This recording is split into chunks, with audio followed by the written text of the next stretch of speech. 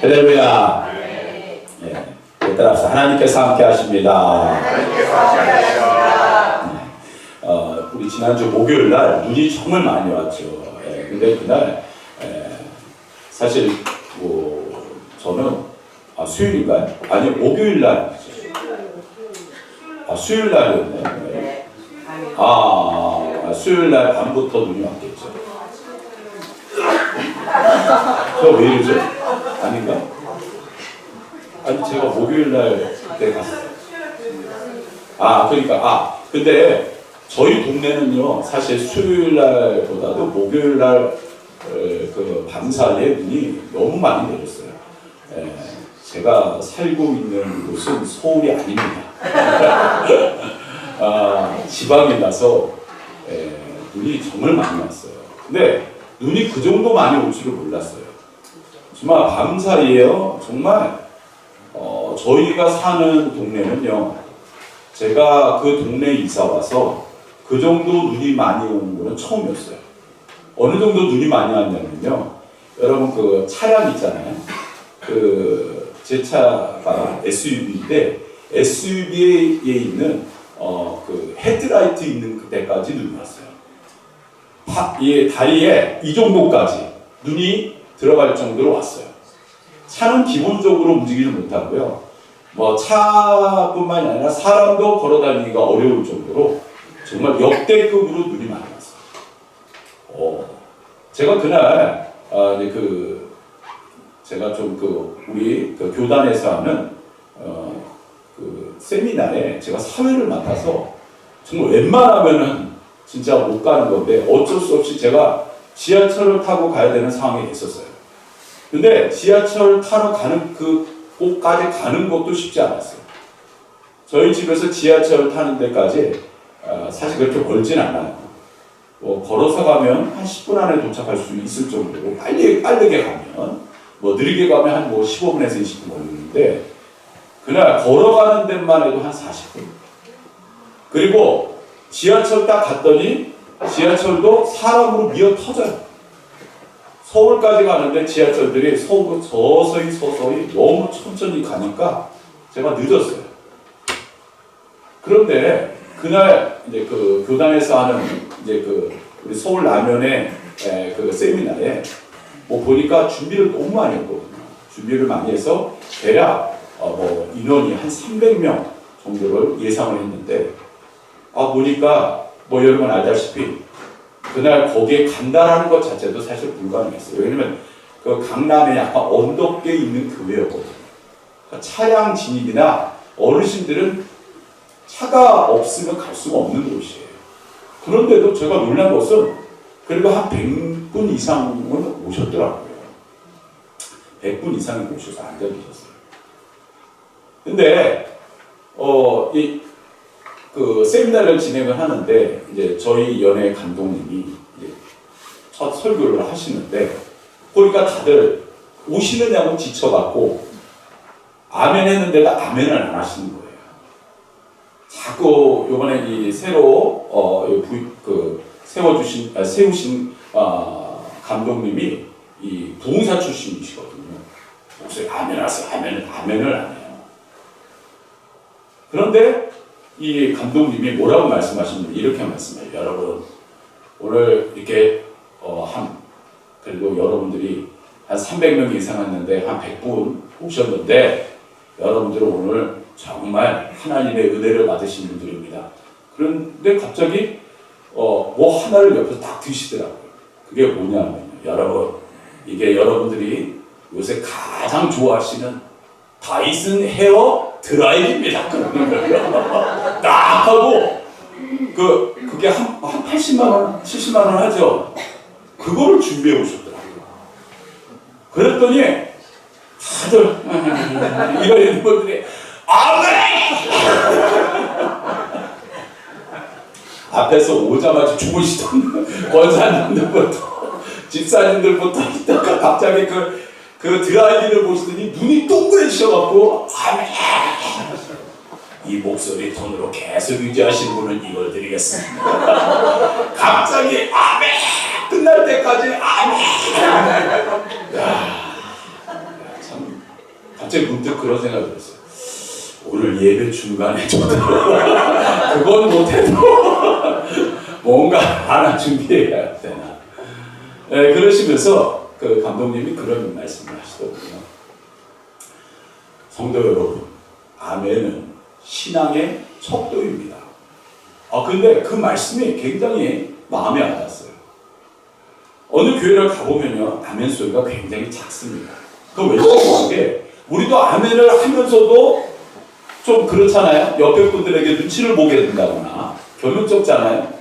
그런데 어느 교회를 가보면요, 그거를 생각 안 하고 아멘 크게 하는 교회들이 있어요.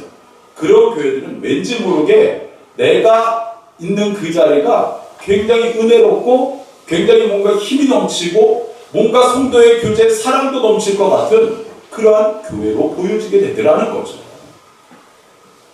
그래서 오늘 저와 여러분들의 신앙 고백 아멘으로 크게 화답하시기를 주님의 이름으로 축복합니다. 아멘이 큰 교회, 아멘이 큰 성도는 하나님이 축복을 안 해주실 수가 없어요. 저는 문득 그 이야기를 들으면서 제 생각이 그렇습니다. 하나님을 기쁘시게 하는 게 여러 가지가 있죠. 그런데 아멘도 그 중에 하나라고 생각합니다. 아멘은 하나님이 기뻐하시는, 하나님이 흥을 느끼시는 그러한 말씀이신 줄 믿습니다. 아멘을 여러분들의 입술과 삶 가운데서 늘 풍성하게 고백하시기를 주님의 이름으로 축원합니다. 자, 여러분들에게 묻습니다.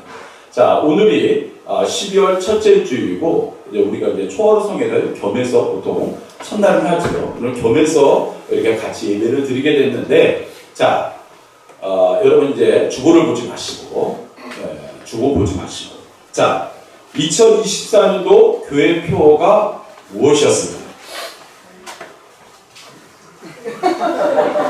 자, 잽싸게 주보 보신 분들이 계시는데, 우리 권사님 보지 마세요. 네, 자, 그래서 없앴어요. 자, 따라하세요. 너의 길을 여호와께 맡기라. 너의 길을 여호와께 맡기라. 우리 성경 한번 찾아보겠습니다. 이사야서 43장 2절과 3절 1019페이지. 구약성경 1019페이지. 네, 구약성경 1019페이지. 자, 이사야 43장 2절 3절 1019페이지. 자, 우리 찾으신 분들 다 같이 읽겠습니다. 43장 2절 3절입니다. 시작. 내가 물 가운데로 지날 때 내가 너와 함께 할 것이다. 강을 건널 때 물이 너를 침몰하지 못할 것이며 내가 불 가운데로 지날 때 타지도 아니할 것이요 불꽃이 너를 사르지도 못하리니 대저 나는 여호와 내 하나님이요 이스라엘의 거룩한 이요 내 구원자이니라. 내가 애굽을 너의 속량물로 구스와 스바를 너를 대신하여 주었노라. 아멘. 강을 건널 때에도 물이 너를 침몰하지 못하고 불 가운데 지날 때에도 너를 타지 않게 하시고, 그리고 나는 내 하나님이니 너의 하나님은 너와 함께 하셔서 너의 모든 것을 지키시고 보호하시고 지금까지 인도하여 주셨다라는 말씀입니다. 오늘도 저와 여러분들의 삶의 고백이요, 여러분들의 신앙의 고백이신 줄 믿습니다. 지금까지 우리와 함께하여 주신 하나님, 너의 길을 여호와께 맡겼기 때문에 지금까지 우리가 이렇게 올 수 있었다는 사실입니다. 지금까지 올 수 있었던 그 하나님의 놀라우신 은혜, 그 은혜 가운데 살아갈 때 우리들은 우리의 신앙 가운데 늘 우리가 하나님께서 주신 그러한 은혜를 고백해야 되는 것이 있어요.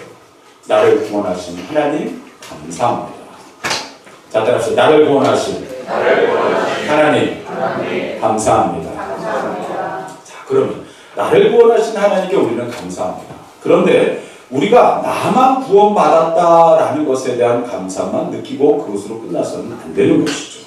자, 바로 하나님께서 원하시는 것은 너가 구원받았듯이 세상의 많은 영혼들을 또한 구원받기를 원하신다라고 말씀하고 계시는 거예요. 하나님께서 세상에 많은 영혼들이 있어요.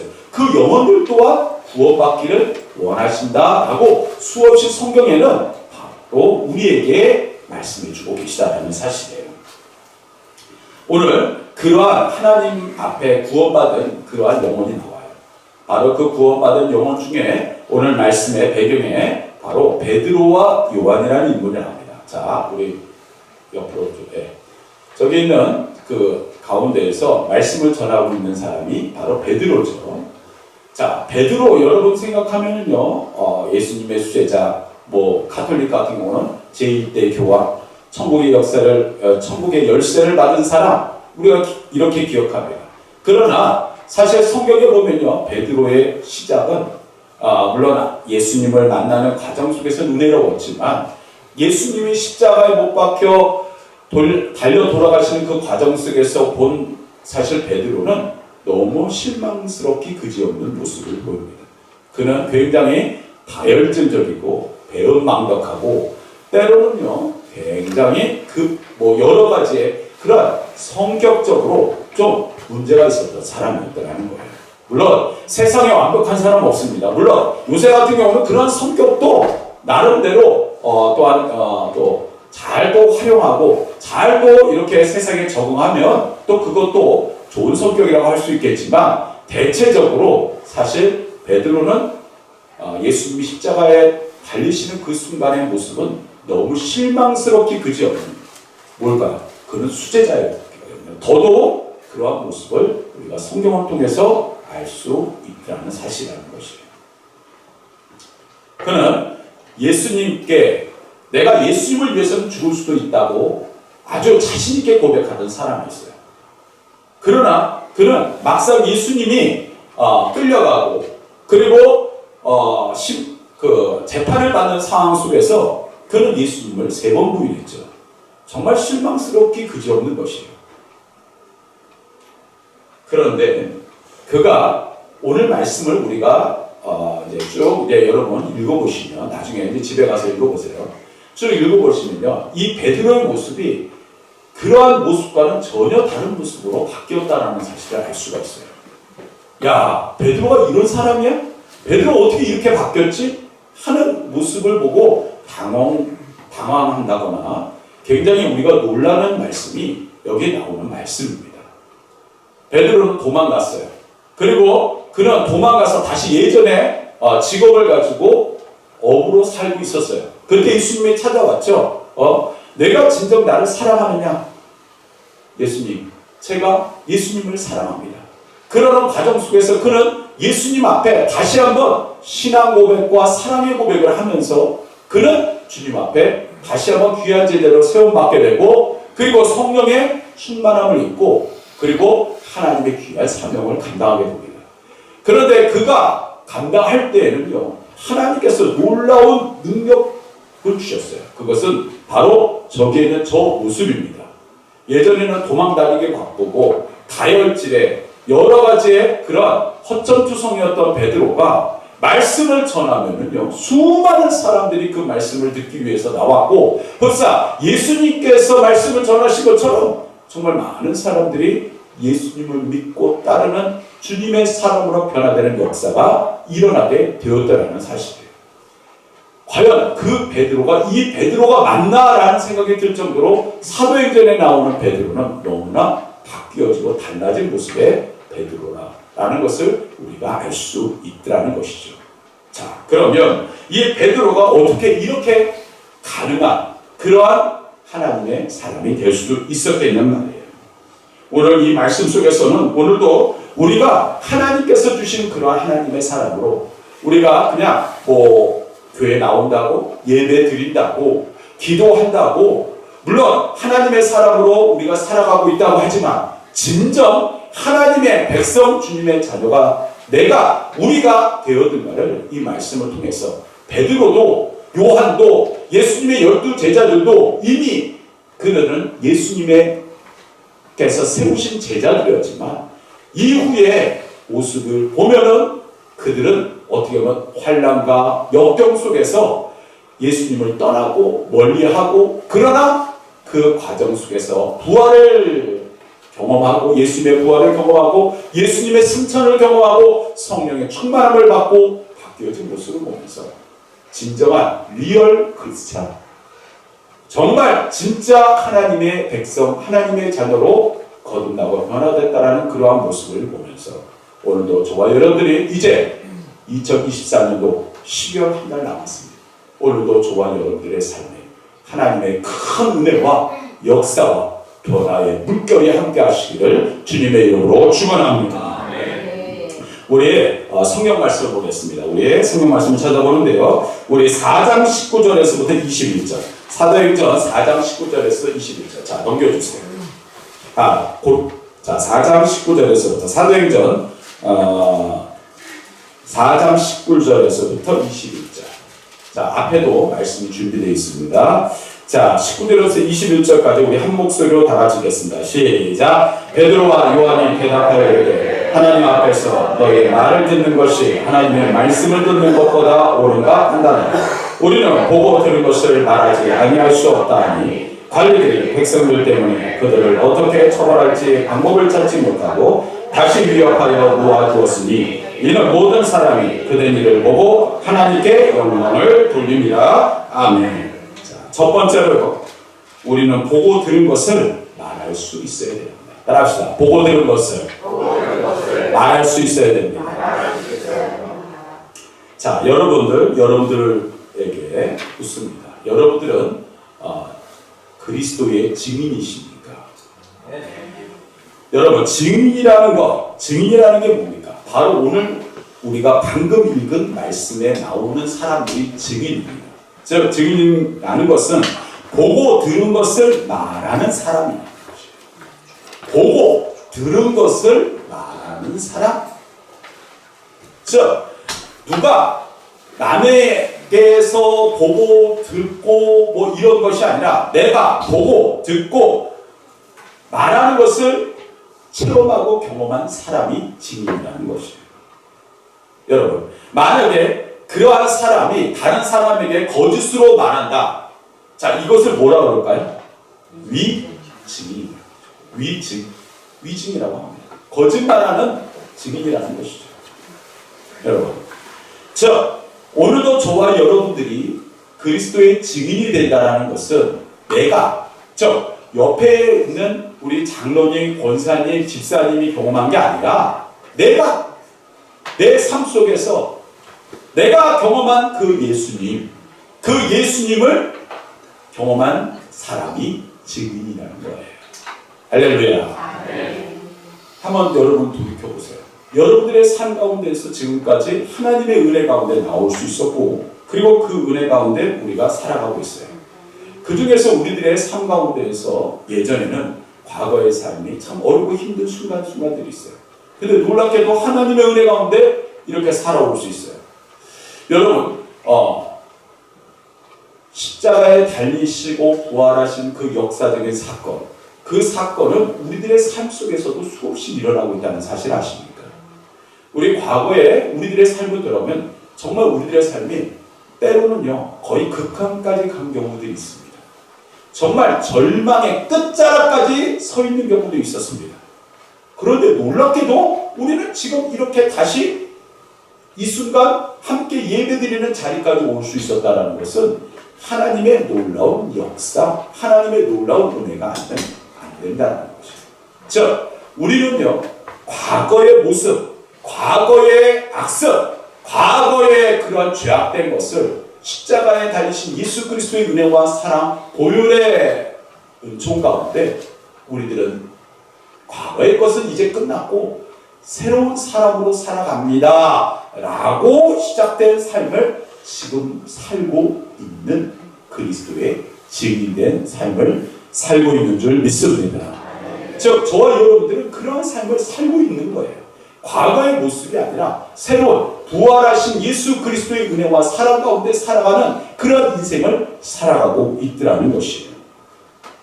자, 그러한 은혜를 받은 우리들이, 여러분, 그러한 은혜를 받은 우리들이 입을 닫고 있고 가만히 있더라면 그것도 참 못할 것이죠.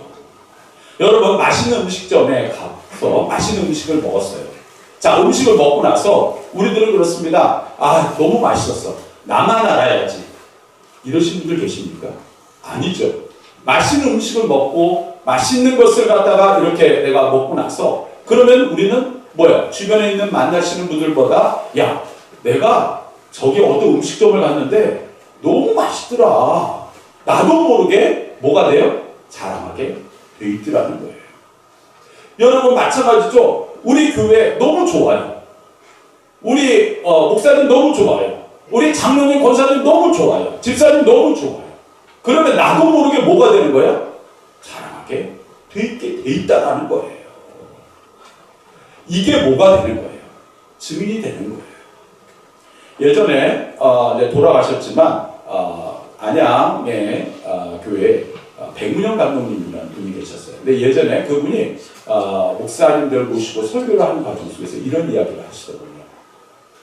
그 교회가 한 달에 2번 그 안양역 앞에 백화점에 나가서 백화점 앞에서 전도를 하는데 장로님들과 함께 그리고 목사님은 같이 나가서 전도를 하셨답니다. 근데 목사님은 열심히 이제 전도지를 가지고 막 전하는데 다 그러신 건 아니에요. 몇 분 장로님은 전도지를 못 주고 계시더라고요. 그 삐죽삐죽 가는 그 감독님이 그 표현대로 제가 한 말이 아닙니다. 그냥 삐쭉삐쭉 서 있고 사람이 이렇게 지나가면 전도지를 줘야 되잖아요. 주는 게 아니라 쓱 외면하는 거예요. 전도지를 주면은 얼굴을 쳐다보지도 않고 전도지만 주기로 하고. 그래서 나중에 그 감독님이 그런 이야기를 하시더라고요. 여러분, 전도가 창피하십니까? 전도가 창피하십니까? 여러분들이 예수님을 만나고 은혜 가운데 여러분들이 그 은혜와 사랑을 받았으면 여러분들 맛집에 가서도 그렇게 그 맛집을 자랑하는데 우리 교회가 창피하십니까? 목사님이 창피하십니까? 장로님, 권사님들이 창피하십니까? 우리 예수님이 창피하십니까? 그렇게 뭐라고 하셨다라는 거예요. 제가 문득 말씀 준비하면서 그런 생각이 들었어요.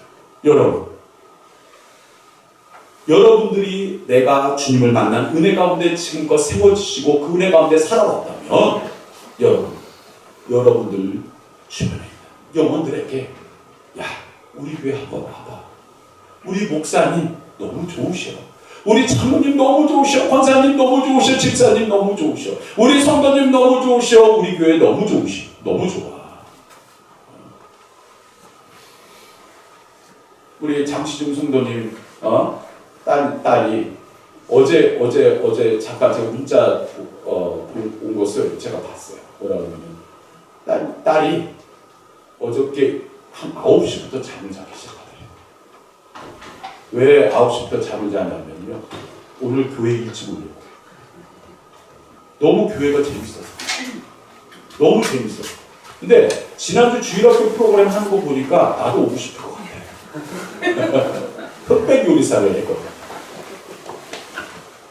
뭔가 내가 오고 싶고 내가 진짜 너무 이 주일을 그립고 정말 예수님 만나고 싶고 말씀이 그립고 하면요.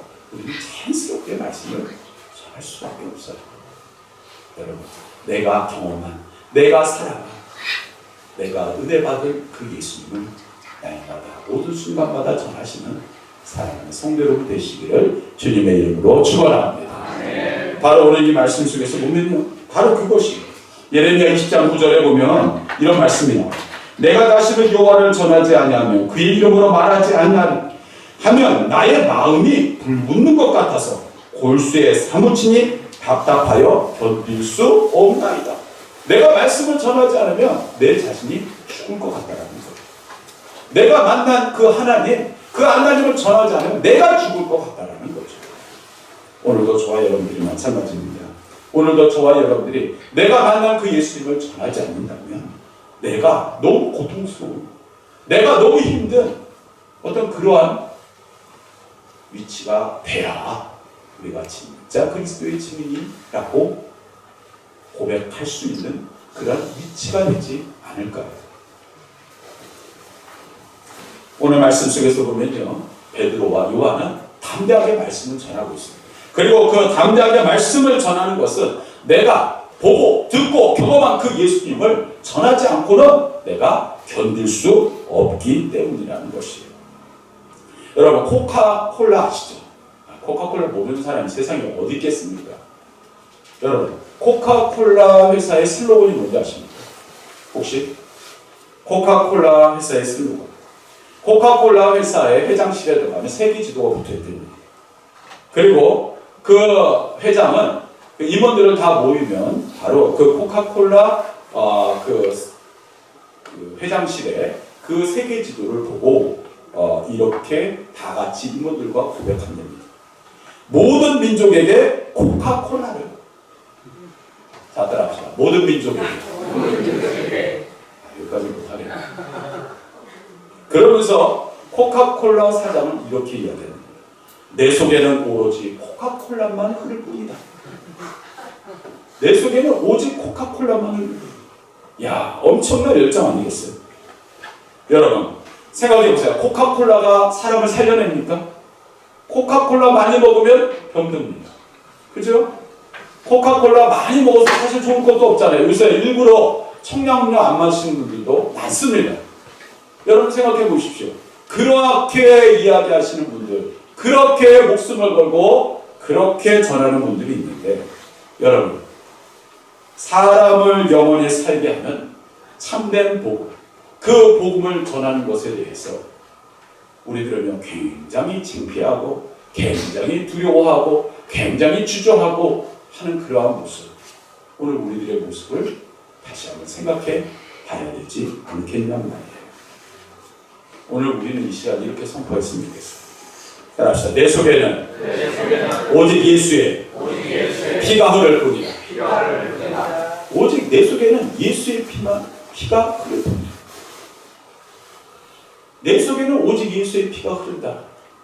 여러분, 예수의 피가 흐르면 어떻게 됩니까? 우리 안에 있는 더럽고 추악한 그런 죄악된 것, 예수의 보혈은 능력이라고 했어요. 예수의 보혈은 생명이라고 했어요.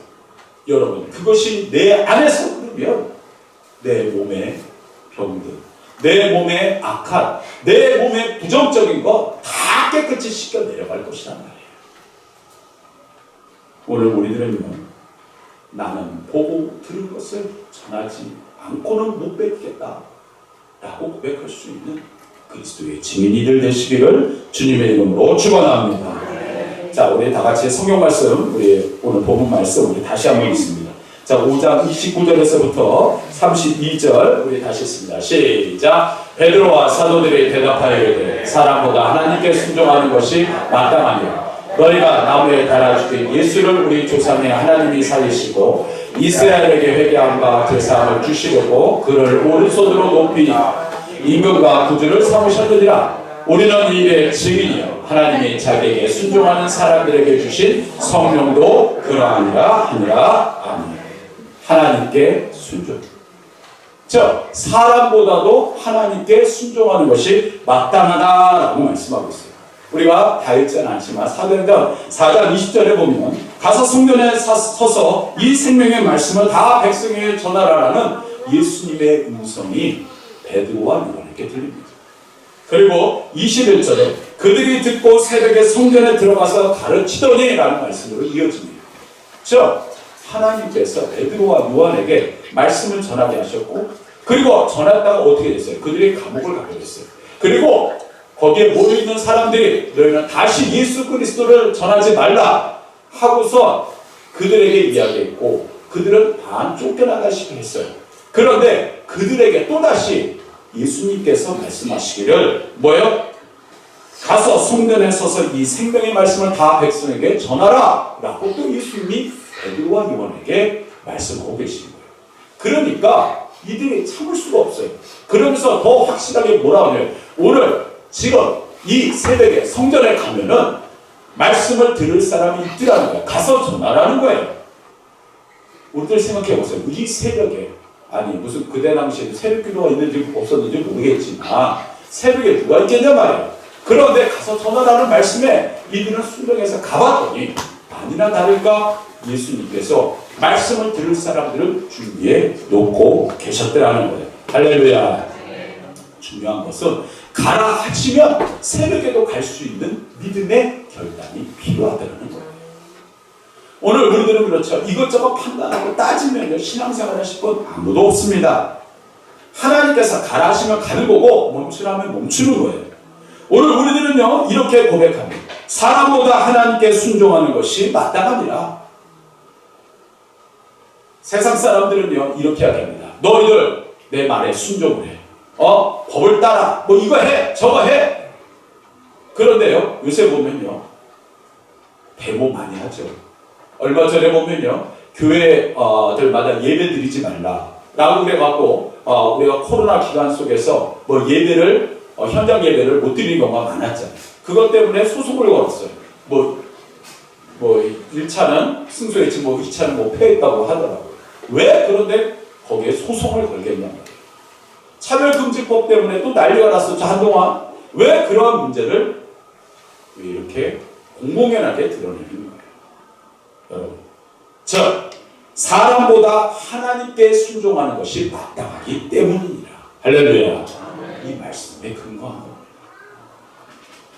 여러분 오늘도 저와 여러분들은요 바로 하나님의 말씀을 믿고 따라가는 사람들이라는 것이에요. 구약에 보면요 애굽의 왕이 이렇게 말했어요. 지금부터 태어나는 어린아이들은 무조건 죽여라. 즉 이스라엘 히브리 민족들은 죽여라라는 거예요. 그런데 출애굽기 1장 21절에 보면 이런 말씀이 나와요.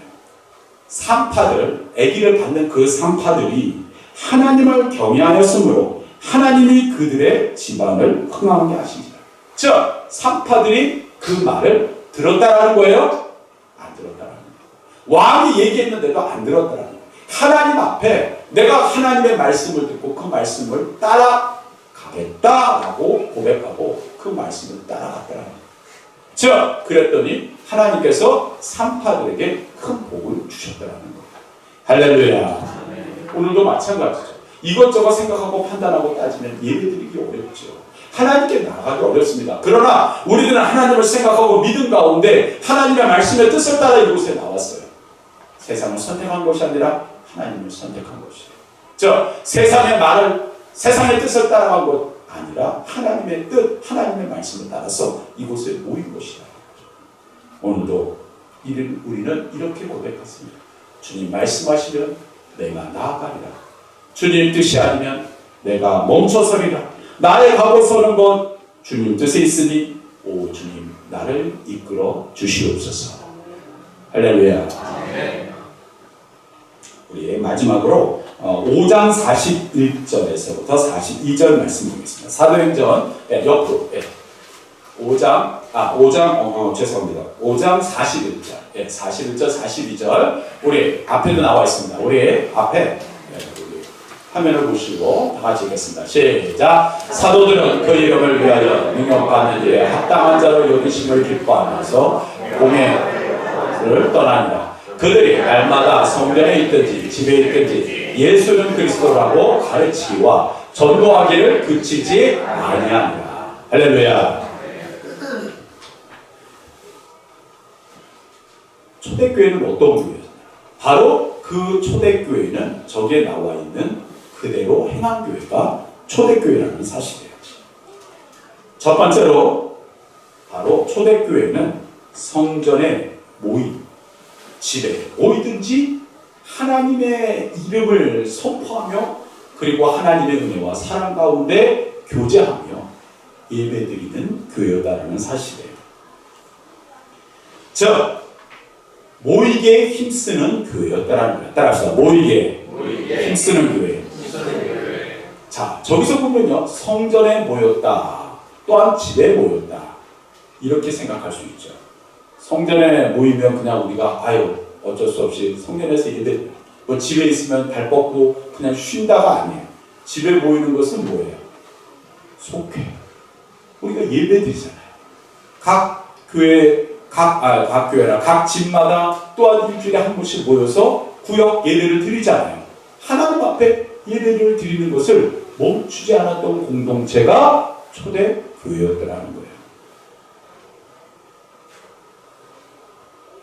모이기에 힘쓰는 교회, 모이기에 힘쓰는 그러한 단체, 모이기에 최고의 어떤 그런 것을 가지고 나아가는 그러한 곳은 뭔가 변화를 일으키는 그러한 모습을 갖게 된다는 것이죠.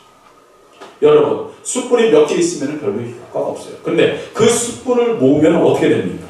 숯불이 모아지면 큰 물이 됩니다. 여러분, 물도요, 그냥 생물이 이렇게 조금 졸졸졸 흐르고 있어요. 그런데 그 물이 막 합쳐지면 어떻게 됩니까? 거대한 강물을 일게 되는 것이에요. 날마다 성전에 모이기를 힘썼던 초대교회. 하나님 앞에 예배하고 하나님 앞에 기도하고 하나님 앞에 마음을 모았던 그 공동체가 초대교회였다는 거예요. 여러분, 마찬가지입니다. 말세에 일어나는 가장 큰 특징 중에 하나는 이렇게 고백할 수 있어요. 흩어지는 교회, 흩어지는 사람들. 여러분, 정말 우리 교회가 여러분들의 삶에 하나님의 놀라운 부흥의 역사를 경험하고 싶으십니까? 모이기에 최선을 다하는 사랑하는 성도 여러분 되시기를 주님의 이름으로 축원합니다. 두 번째 보면 42장 2절, 2절이 아니네요. 저 보면 1번, 2번, 3번으로 제가 해놨죠. 2번 우리 다 같이 읽겠습니다. 시작. 예수는 그리스도라고 가르치라. 두 번째는요, 바로 예수를 그리스도라고 전하는 교회예요. 예수를 그리스도. 아니 목사님, 아니 교회가 다 같이 예수 그리스도라고 전하는 교회 아닙니까? 꼭 그렇지 않아요. 꼭 그렇지 않더라는 거예요. 어떤 분들은요, 아유 목사님 그 당연한 거 아니에요. 그러면서 어디 갑니까? 신천지 갑니다. 그러면서 어디 갑니까? 여호와의 증인 갑니다. 아무렇지도 않게 우리들은요, 분명히 그렇게 얘기해서 아우 신천지 위험해, 아우 여호와의 증인, 그리고 뭐 하나님의 교회 위험해, 아유 다 아는 것 같은데 어느 순간 나는 거기에 빠져서 뭐예요? 이만희의 종이 돼 있고 여호와의 증인으로 나가서 전도주 돌리고 있고 하나님의 교회에 가서 성모 예수님, 성모 하나님 뭐 이런 식으로 전도주 돌리고 있고. 여러분 뭐 아시는 분들은 아시겠지만 예전에 우리 교회에 과거에는 권사님이셨죠. 뭐 우리 교회 떠나서 다른 교회 거기서 장로님 되신 분이다가 그 교회에서 문제가 일어나서 나갔어요. 나가서 그분이 받아줄 데가 없으니까 그분이요, 우리의 감리교회의 교리와 장정이라는 헌법이 있습니다. 그것을 1번부터 처음까지 달달달달 외시던 분이었어요. 그분이 데모, 민주화, 운동 뭐 이런 거 하시던 분이었어요. 우리나라 법에 대해서도 거의 모든 것을 꿰고 있는 분이셨어요. 그분이 어디 갔는지 아십니까? 신천지 가셨어요. 그 아들이 어느 날 우리 교회로 와서, 뭐 다 아시는 분들은 아실 거예요. 와서 그랬잖아요. 저한테 그랬잖아요. 목사님, 저 너무 속상해요. 왜? 우리 아버지가 집을 나갔어요. 집을 나가서 뭐 하시는데? 저기 강남에 어디에 있는 데 가서 지금 수입 오고 계시네. 아니 그러면 너 지난번에 네가 그렇게 평생 벌어갖고 집 사들였다며. 그러니까 내가 지금 왔지. 왜? 세상에 아버지가 집을 홀라당 팔아서 신천지에 다 내렸더라. 얼마 전에 만났어요. 또 거기는 형제 물어봤어요. 야, 어떻게 잘 계시냐? 몰라요. 아버지하고 연락 끊은 지 10년도 넘었어요. 여러분, 우리들이 예수님을 갖다가 그리스도라고, 여러분 이단, 여러분 묻습니다. 자, 저를 보세요. 정확한 걸 아셔야 돼요. 여러분 이단의 뜻이 뭔지 아십니까? 이단. 오늘 꼭 아셔야 해요. 한문으로 하면요, 달을 이, 끝단입니다. 달을 이, 끝단. 예를 들어서 여러분 신천지에 가보세요. 신천지에 가보면 처음에는요, 예수님 또 하나님 성령님 다 얘기합니다. 이런 게 다 그거예요. 그리고요, 일반 교회하고 다 똑같아요. 뭐 여호와의 증인도 가보면 하나님의 교회도 그리고 그 딸이 이단에 가보면요, 예배 드리는 거 거의 다 비슷합니다. 예전에 사도신경 고백 안 했다는데 사도신경 비슷한 것도 고백한대요. 요새 이것저것 모두 분위기도 다 똑같고요. 어떤 분들은요, 거기가 분위기가 더 좋대요. 거기 가면 사랑해주고, 거기 가면 위로해주고, 거기 가면 심지어 돈도 준대요. 그러니까 너도 나도 다 가요. 우리 동네에 있는 여호와의 증인이 하나 큰 거 있는데요. 거기는요, 일주일에 한 번씩 동네 잔치를 벌였어요. 그럼 동네 잔치만 벌이니까 그걸로 끝이 아니에요. 오면은요, 휴지 하나씩 다 줬어요. 그걸 1년 내내 했어요. 그런데요, 다른 이 끝단이 뭐냐? 똑같은데 끝만 살짝 달라요. 어느 정도 다니면요, 뭐라고 이야기하냐면 내가 곧 재림 예수다. 내가 곧 예수 그리스도다. 내가 곧 하나님이다. 다 똑같은데 끝만 다른 거예요. 오늘도 저와 여러분들이 자신있게 나는 이단에 안 빠질 거다 하면서 어느 날 보면 내가 거기서 전도를 돌리고 거기서 열심히 하는 성도로 바뀌어요. 여러분, 제가 어제 그쪽 저기 어디죠? 길동 쪽에 있는 모 교회 쪽으로 쭉 가는데 그 교회에 보면은 정상적인 교회와 하나님의 교회가 마주보고 있어요. 그런데요, 토요일날 정상적인 교회는요, 성도들이 없어요. 그런데 그 이단 교회는요, 뭘 하고 있는지 아십니까? 나와서 빗자루로 동네를 다스리고 있어요. 그럼 사람들이 보고 뭐라고 생각하겠어요? 그러면 거기 다니는 사람 보고 우리는 나는 저렇게 안 될 거다라고 자신하지 마세요. 한순간 굉장히 여러분 중요하게 생각하셔야 됩니다. 오늘 우리들은요, 바로 하나님 앞에 우리가 은혜 받고 그리고 살아가요. 예수는 그리스도라는 것을 우리가 늘 믿음 가운데 고백하며 그 은혜 가운데 살아가는 성도 여러분 되시기를 주님의 이름으로 축원합니다. 마지막으로 보면요, 3절에 보면 전도하기를 그치지 아니하니라 라는 말씀이 나와요. 복음을 전하는 그러한 복음을 전하는 전도하는 공동체였다라는 거예요. 그러면 오늘 아까 다시 말씀드렸듯이 이렇게 고백할 수 있어요. 나의 나된 것은, 따라서 나의 나된 것은 하나님의 은혜입니다. 자, 우리는 이렇게 고백하죠. 나의 나된 것. 성경 사도 바울도 내가 이렇게 될 수 있었다는 것은 모든 것이 다 하나님의 은혜였어요. 그러면 이렇게 된 우리들이 가만히 있어서는 안 된다는 거예요. 오늘도 우리들의 모든 것에는 하나님의 은혜가 있었음을 고백하며 그 은혜를 내 안에만 담고 있는 것이 아니라 그 은혜를 나누고 전하고 함께하는 그런 하나님의 귀한 자녀들이 되어야 될 줄 믿습니다. 하나님께 순종하는 것이 마땅합니다. 사람에게 순종하는 것이 아니라 하나님께 순종하는 것이 마땅합니다. 오늘도 저와 여러분들이 하나님의 말씀에 순종하며 날마다 그 은혜 가운데 그 말씀을 전하신 사랑하는 성도 여러분들 되시기를 주님의 이름으로 축원합니다.